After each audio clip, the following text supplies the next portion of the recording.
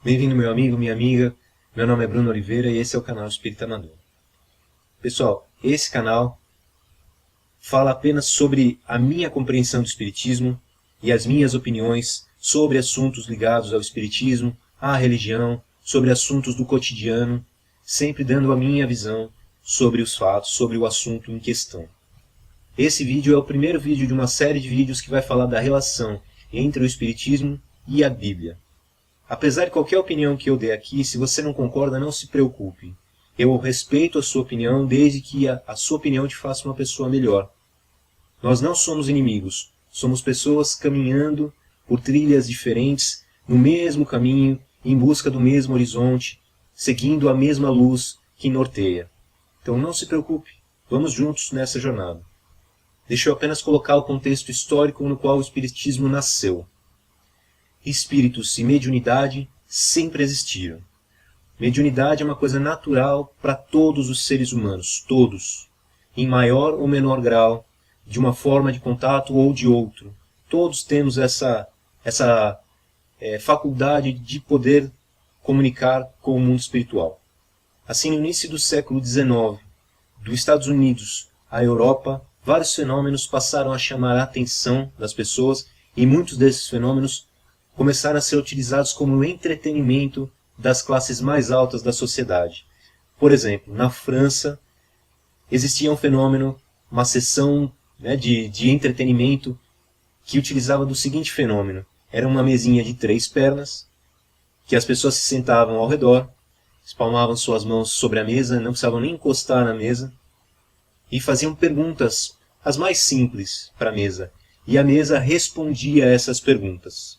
Até que um dia um pedagogo francês, o professor Léon Denisard Rivail, foi levado para uma dessas sessões, ficou muito curioso, tentou desmascarar aquele fenômeno, não conseguiu. Começou a estudar e percebeu que esse fenômeno era dirigido, era causado por consciências já sem o seu corpo físico, ou seja, por espíritos já desencarnados. E o professor Rivail começou a fazer perguntas mais inteligentes, tentando saber coisas mais profundas. E essas consciências continuaram dando respostas condizentes, respostas interessantes. E ele começou então a trabalhar junto com essas mesas, desenvolvendo o processo, trabalhando com médiums, fazendo questões, anotando, fazendo um grande levantamento do que essas respostas tinham de interessante, com médiums diferentes, em cidades diferentes, o que essas respostas tinham em comum. E começou a fazer uma grande compilação dessas respostas e lançou isso como um livro. Mas ele não usou o seu nome. Para diferenciar os seus trabalhos do mundo acadêmico, como eu já falei, ele era pedagogo, desse trabalho relacionado a uma doutrina iniciante, aos conhecimentos trazidos pelos espíritos, ele usou um pseudônimo de Allan Kardec. E assim, em 1857, nasce o Livro dos Espíritos, o primeiro livro da doutrina espírita. A gente pode ver que então o Espiritismo, antes de qualquer coisa, é uma ciência, pois ele utiliza esse método científico de pesquisa, de questionamento, de requestionamento, perguntar para pessoas diferentes, cidades diferentes, para obter as respostas, ver quais delas batem, o que está igual, o que não está, qual é o fundo moral. Então o professor foi fundo nessas pesquisas. Mas podemos ver que o Espiritismo também é uma filosofia, pois utiliza essa forma racional, analítica de ver o mundo.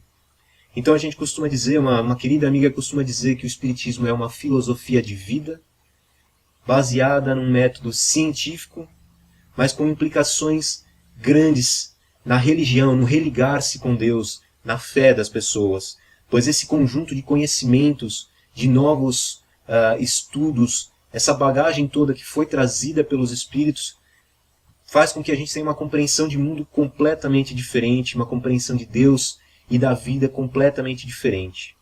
Na pergunta 625 de O Livro dos Espíritos, Kardec questiona o seguinte: qual é o modelo mais perfeito trazido por Deus para nos servir de guia e modelo? E a resposta dos espíritos é precisamente essa: vide Jesus. Vide Jesus. Muitas pessoas vieram questionar nos meus últimos vídeos se o Espiritismo acreditava ou não na Bíblia. Se Jesus é o nosso guia e modelo no Espiritismo, em qual livro nós poderíamos ter melhor registro histórico, melhor registro dos exemplos, das lições deixadas por Jesus, que não na Bíblia.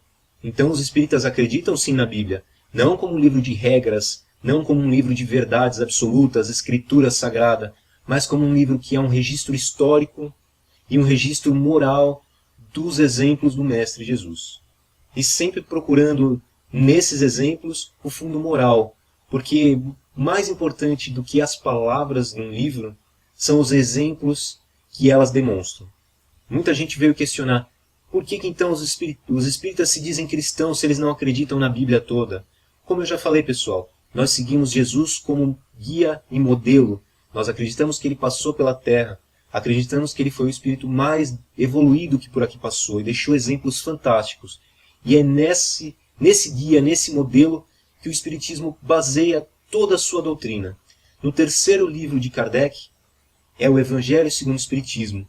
Então Kardec já deixou claro que a doutrina espírita e os exemplos de Jesus estavam unidos.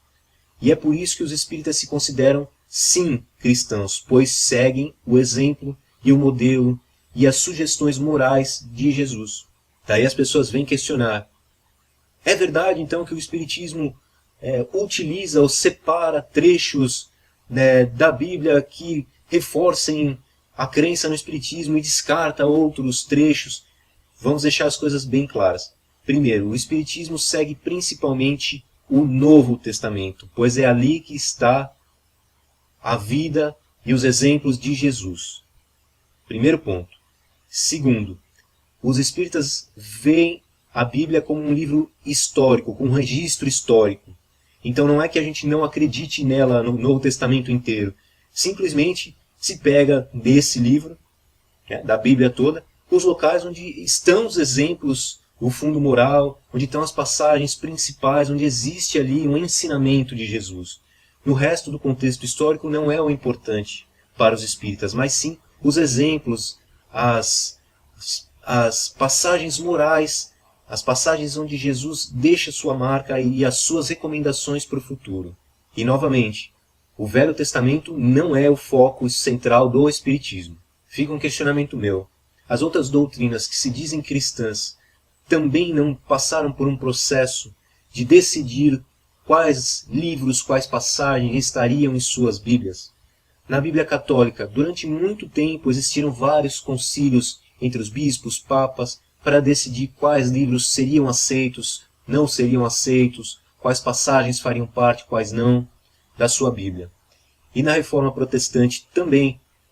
Na Bíblia Protestante não estão inclusos certos livros que estão na Bíblia Católica.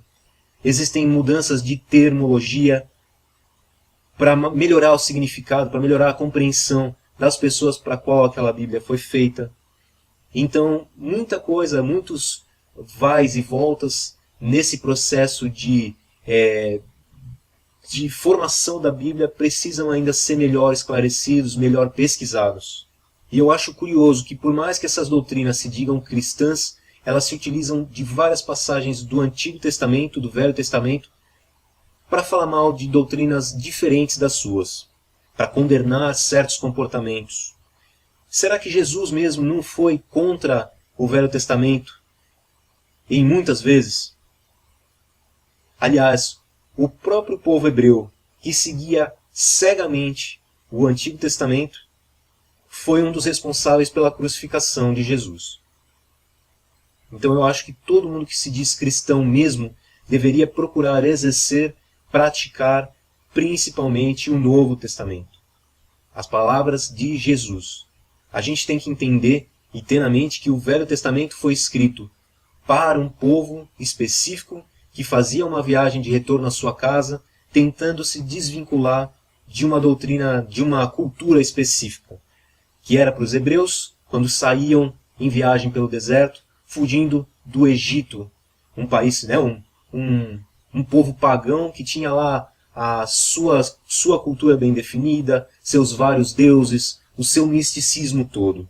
E é por isso que no Antigo Testamento existem passagens que falam regras sobre alimentação, sobre higiene. Era um livro feito para aquele povo que saía de um local e teria que fazer uma grande jornada até chegar no local onde eles estariam salvos daquele povo que os escravizara. Mas não, hoje em dia se utilizam essas passagens, escritas há milhares de anos, totalmente fora de contexto. Como eu disse, era feito por um povo que não tem relação com o que nós vivemos hoje, para condenar o espiritismo, para condenar qualquer outro tipo de comportamento. Mas se você ler a Bíblia com um pouco menos de misticismo e comparar com os ensinamentos da doutrina espírita, você vai perceber que o espiritismo continua sendo uma doutrina fantástica, que prega o amor, que prega a evolução de todos, que continua dando respostas impressionantes para as pessoas que se propõem a segui-lo verdadeiramente, que continuam dando consolação às almas das pessoas que procuram compreendê-lo, e que continua dando iluminação e trazendo sempre a figura de Jesus para o centro das discussões, trazendo a figura de Jesus para o centro de toda a iluminação do mundo. Condenar o Espiritismo por palavras escritas há milhares de anos é ir contra a lei do progresso, principalmente ir contra as mensagens, o próprio exemplo que Jesus nos deixou de caridade, de tolerância e de amor.